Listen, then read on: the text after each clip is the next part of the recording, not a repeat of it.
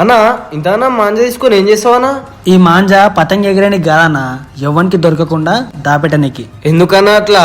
నిన్న మా ఫ్రెండ్ గారు బండి మీద పోతుంటే మాంజా తాకి ఇగో ఏరియా మొత్తం కట్టయిపోయింది అన్న. అట్లా ఎవరికి కావద్దని అందరి షాప్ల కాడికి పోయి మాంజా కొని దాపెడుతున్నా. అట్లా అంటే నువ్వు హైదరాబాద్ లో ఉన్న షాప్లన్నీ కొనేసేయాలన్నా. నా దగ్గర ఉన్న పైసలతో ఈ హైదరాబాద్ని నేను ఆపలేకపోవచ్చు కానీ నా ఊరిని ఈ మాంజల నుండి కాపాడొచ్చు అన్న.